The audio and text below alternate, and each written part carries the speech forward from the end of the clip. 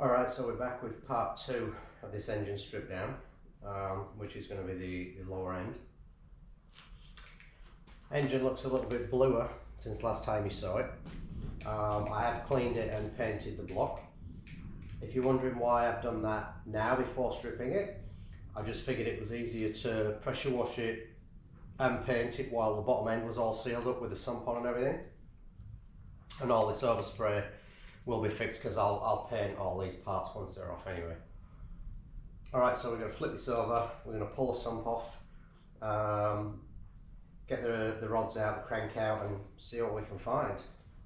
So I'll start by flipping it over and pulling the sump off.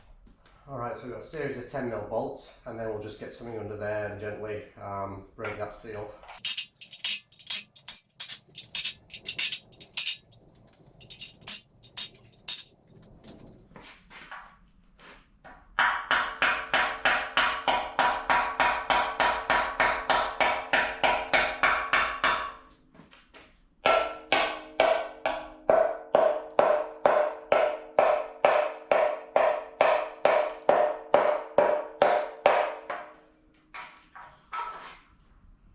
You don't want to go too mad with this, because if you do bend this sump pan, you're going to have to spend time shaping it, putting it back to shape.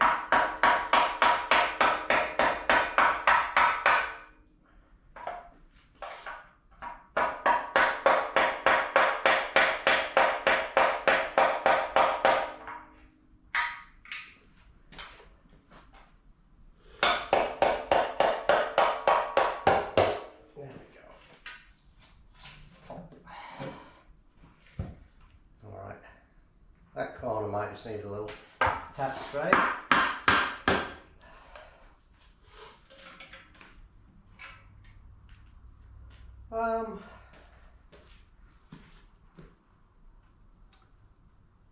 Little bits of carbon in there. Let me get a torch. This engine has actually turned out to be way cleaner than I expected, which is a bonus. Now what we don't want to see in here is metal shavings, but we don't have any metal shavings.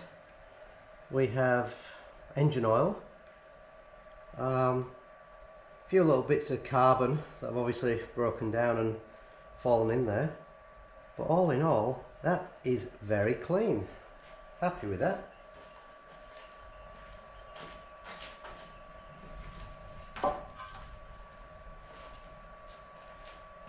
Alright, so next job, we'll get the lower sump section off. I can see inside here now, and like everything's a sort of golden brown colour. The pickup gauze is nice and clean. So yeah, so far everything's good on this motor, so let's crack on with this.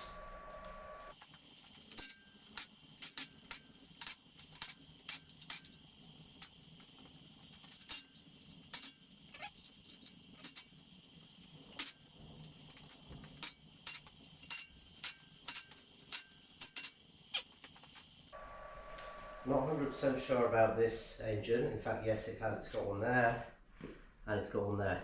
It's got a little tab there, and it's also got one on this side. This has nothing to price against. Well, I guess you can price against it. That side's easier. Basically, we'd want to get under and price, and then same on this side. What I'm going to do is I'm going to get a bigger pry bar.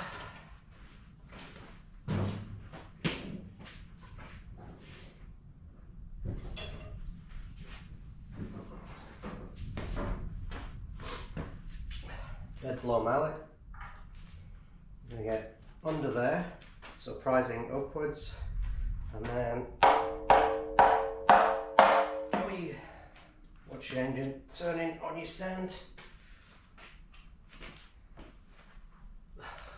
Put the locking pin in.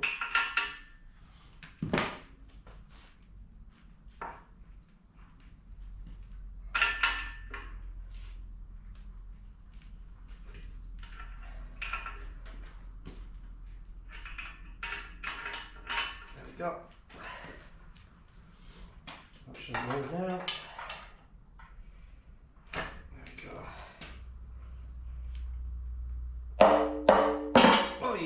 And pop. Now we can just come around this side, and there we go. Pull this whole bottom subsection off. And now we expose everything. If you're not familiar with these engines, the 6Gs, I think there are other variations of the 6G, but we might not get it over here. I don't know what it's like in the Magna. I know the 6G single overhead cam and double overhead cam in the Pajero has this double bolted main girdle for the crank. So they're a good solid motor. I know someone that's turbocharged one of these and got 850 horsepower out of them, so obviously pretty good. Alright, next stage. I think from here, before we start pulling the girdle and everything off, we'll get the pickup off, and then we'll get the oil pump off the front, and then we're going to be basically left with a long motor, block, crank, rods, pistons. Alright, what's needed down here? 10s, I believe. Actually, I'll get the housing off first. Got some 12s for the housing.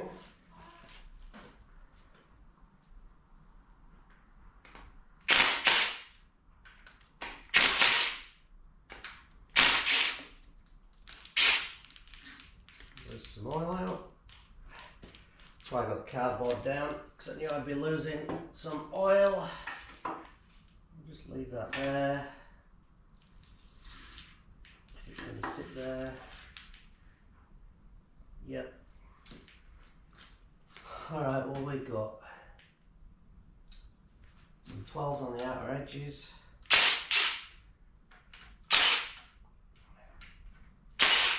In fact, they're all 12s. I thought there were some 10s. All 12s. Make sure they're all off. And we can get our pry bar again. And just gently, there's a gap down here. In fact, there's a little gap there as well. We'll go there. Just nice and gently. Now that that's free, probably should have undone this first, but anyway. We could take the pickup off with the pump, but I'm not going to, because I'm going to need to separate it anyway to clean it all out.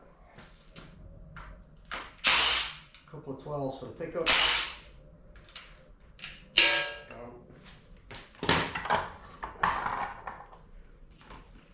And then we've got 4 10s for the brackets.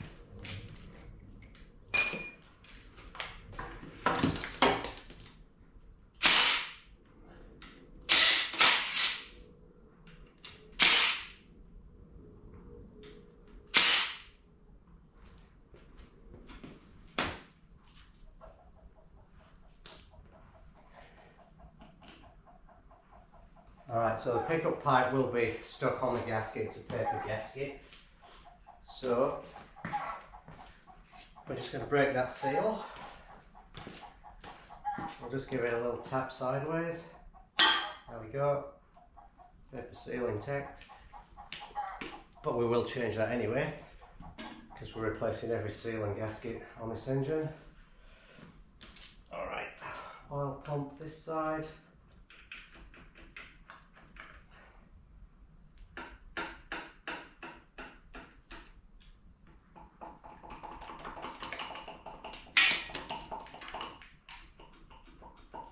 Stuck on the gasket, they have a gasket on here. So I'll get the bolts out. Get all the bolts out. I also need to get the crank bolt out in order to get the oil pump off. So 22 sockets there. Quick zap. And she's out. I'll go put that with the bottom pulley so I don't lose it.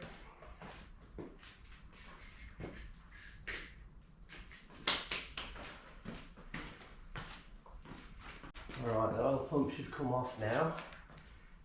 We're just probably going to be stuck on the gasket maybe.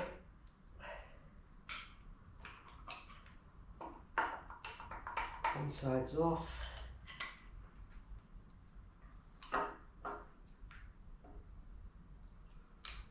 Yeah, it's on the gasket, but like I say, we're popping a new one on. So let's just pop the oil pump off to one side.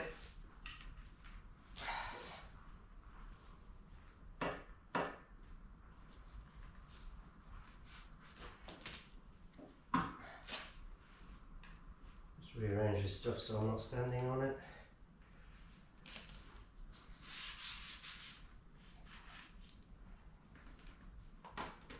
Alright, so now we're down to a bare block, not a bare block, a bare bottom end, which is what will be classed as a short motor. I think I referred to it as a long motor before.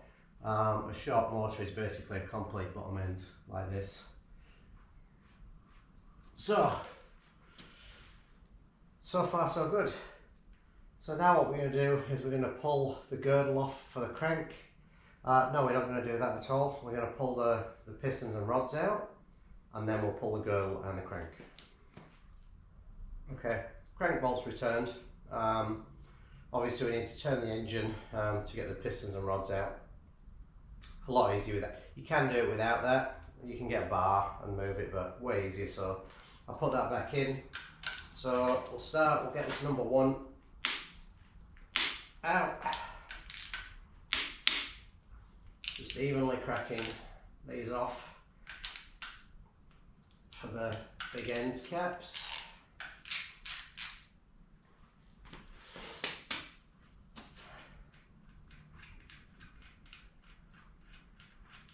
Now, based on the condition of this engine, based on the condition of the oil, based on what the issue was meant to be with the engine, I'm expecting these bearings to be in really good shape.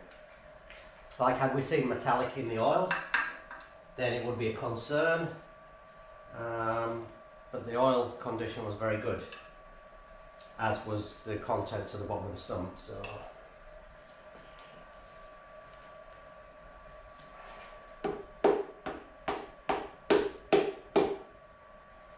alright, let's pull the cap off, bearings come off. See if I can get it. It's sort of suctioned itself to the crank. Alright, we'll leave that in there for now. We'll just get the piston out.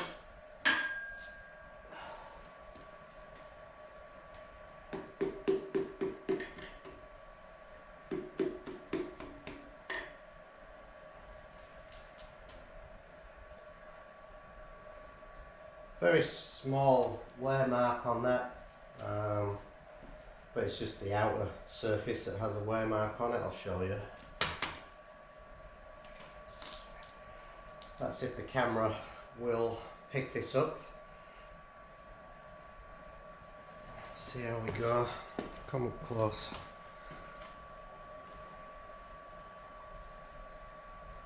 Try put it into the light. You might be able to just see the score mark on this side there. No concern there at all. I'm going to keep all these shells and everything with the pistons and rods I came out with, just in case I come across any dramas and I can pinpoint what goes where. So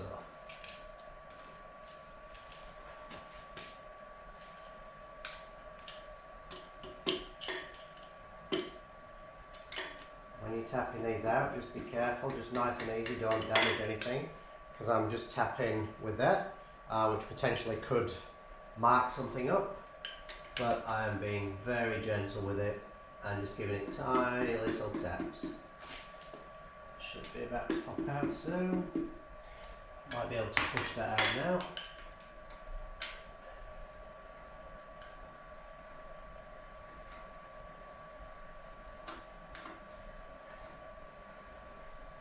There we go.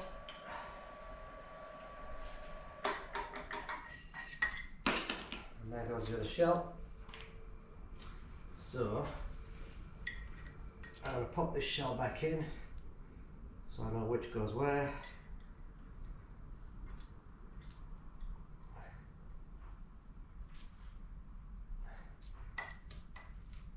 the other shell back in on the end cap.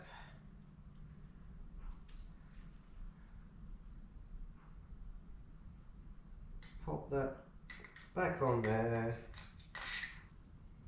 like so. Pop the nuts back on and keep everything together. Alright.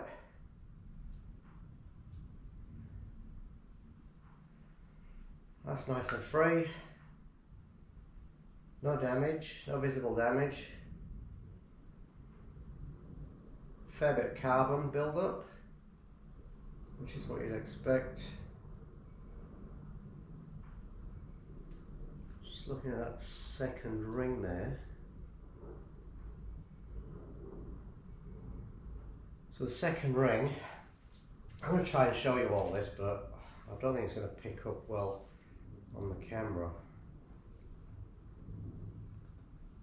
I'll try.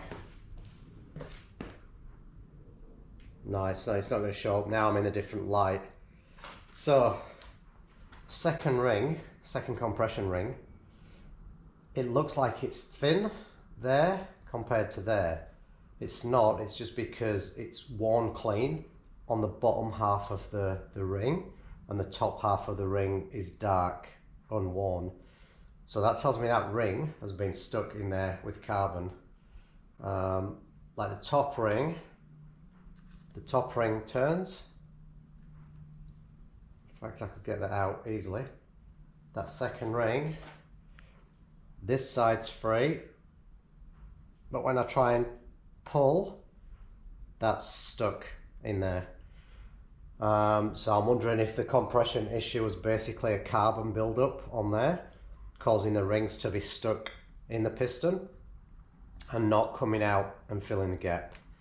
So that would make sense, because so far I found nothing else that points to this being down on compression.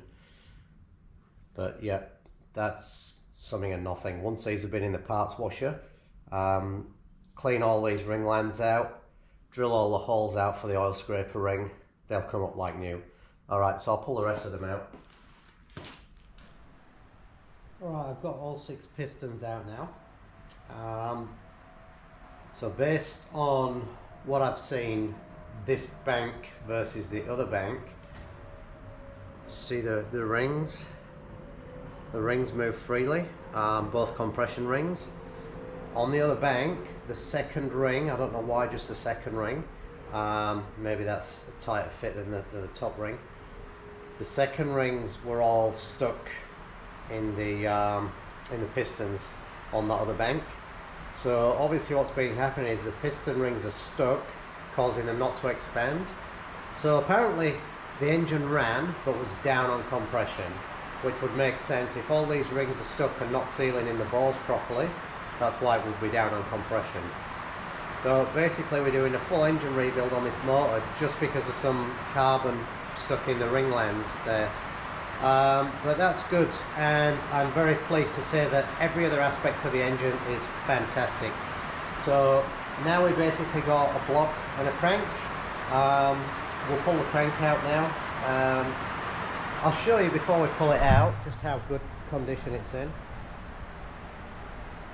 But all the journals are spotlessly clean, all nicely covered in oil. Everything turns very freely. I can literally get that to spin. So unless I find issues with them main bearings, which I'm not gonna, because that's smooth as, then it's a case of pull the crank out, we'll hone the bores, we'll put the crank back in with new main shells, we'll measure the ring gaps for the pistons, we'll put the pistons, rods back in, new big ends, and then we'll basically just carry on rebuilding it. Alright, so we're going to crack these off bit by bit in an anti-clockwise order, spiralling inwards.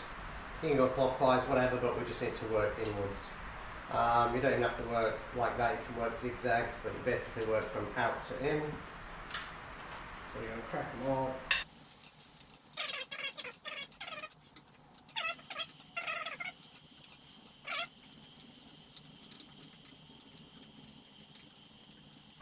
And now we just step them out. Done.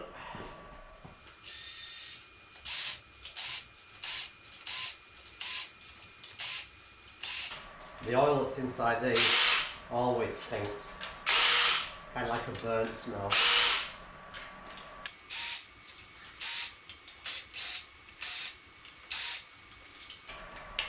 So from memory, this will only go on one way. Like it might go on the other way, but if you put it on the other way, you can't get the sump on, and you won't know that till you come get the sump on. The back end is tapered inwards. The front end is square, and there's also an arrow in the middle pointing forward. Any arrow on an engine component points to the front of the engine. Alright, stuck. These always sort of suction themselves in on the oil. So we'll give it a bit of persuasion. We can get in against something to pry it.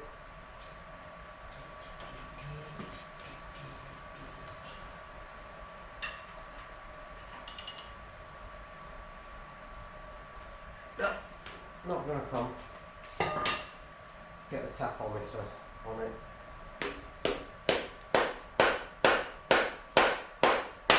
There we go. Lift it up straight. You've still got the bolts in. I'm going to give myself somewhere to put that.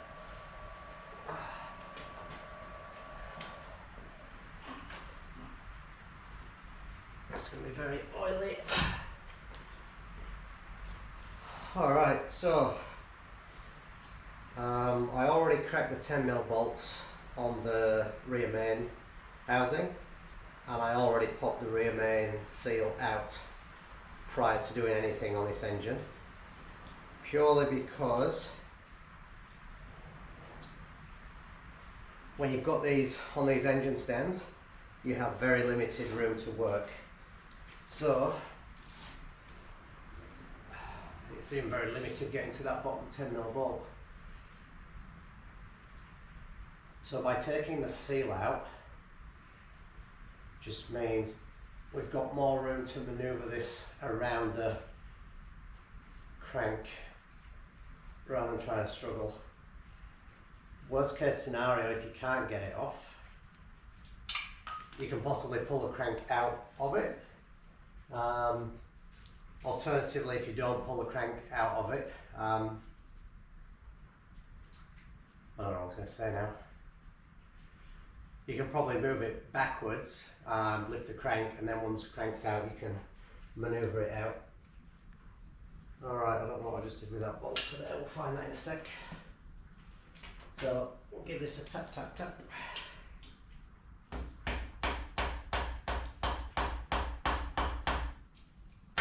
Don't go mad with this if it won't come off. You may have to get a screwdriver under it, because they are located on dowels. I'll get a pry bar actually, see if I can just get it up under there. Actually, you know what, it's loose, it's just stuck on the sealant. So we can work it back and forth.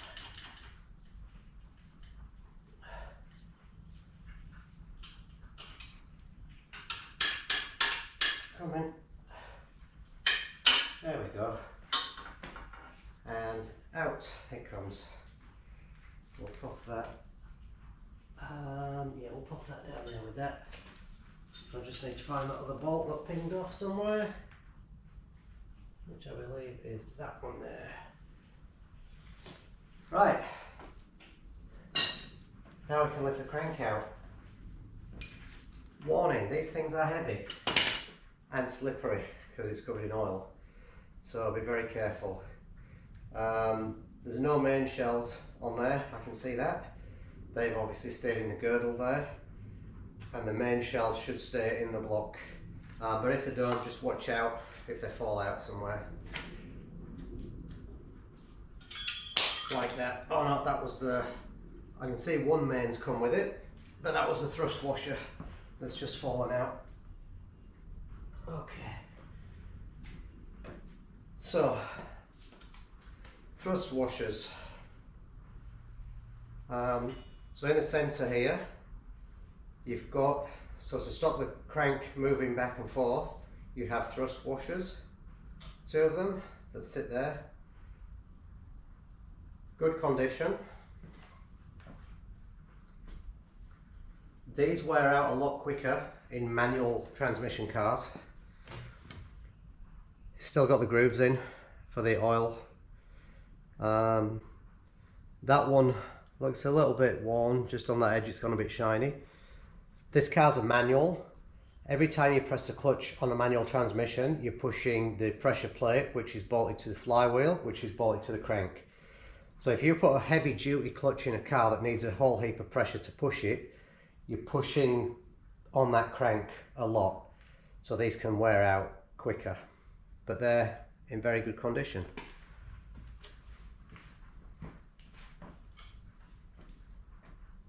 Alright, so I'm going to get my torch and I'll show you what's happening here, because depending on why you're pulling your engine apart, your engine may look a lot different from this. If it's coming with a knock, chances are most likely a knock is a big end bearing, so when you pull the rods out you would have seen a flogged out bearing. Very rare you flog out main bearings unless you've got serious issues. But I'll get the camera and I'll get the torch and show you what sort of condition we're in.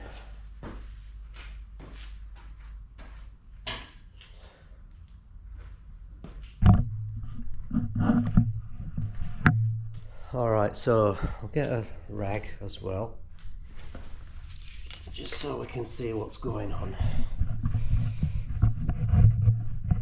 Okay, so this is the one that the shell came out of. So that's what it looks like with no shell in. That one's still got the shell in. Very tiny bit of scoring, but in very good condition. So this surface here and on the other side is where the thrust washers go. I'm going to flip this over so I can show you. I mean, we looked inside the bores in the last video. I'm going to flip it over so you can see.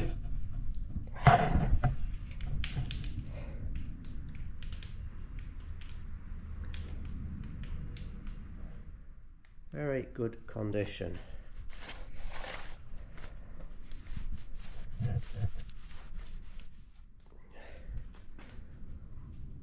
Like I say, I don't know if the camera will pick it up, but you can still see the crosshatch pattern in there. I'm very happy overall with this engine. So this is the point where most of you might paint your engine block, but like I say, if you watched my other video you would have seen how rusty it was in the valley here. So I had to do a lot of scraping, sanding, really blasting it with the pressure washer.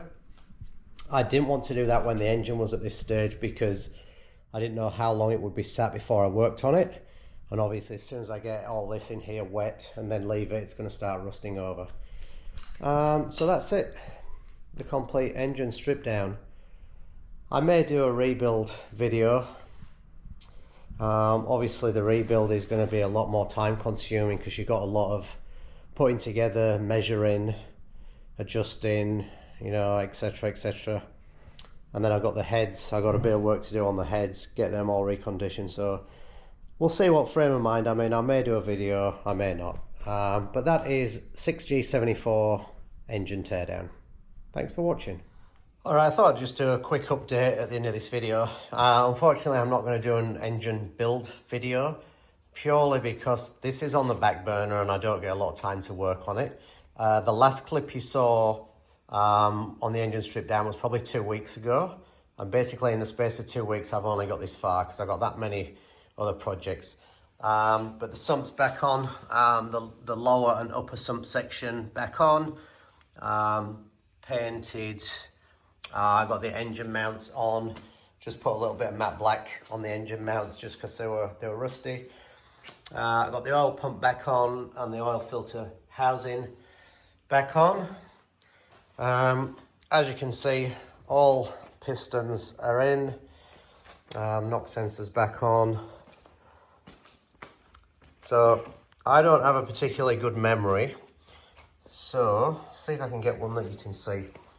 So there's a particular way you put piston rings on, a particular orientation so that you don't have them all in line. If you have them all in line, it's easy for the compression just to leak past them. So I got myself a little bit of a marker system so that I knew how to do it. So red is where the top ring gap goes. 2 over here, green, is where the second ring gap goes, directly opposite one another. And then 90 degrees round, you've got the lower oil scraper. 180 from that, you've got the upper oil scraper. And then back around this way, you've got the wave, I don't know, the wave ring that goes between the two. So as you can see, I marked all them while I was putting the rings on, just so that I know the orientation of the rings is, yep, don't worry about that arrow. That was just something I wasn't 100% sure about, so I was just marking a spot on there for a possible issue, but there's no issue, thankfully.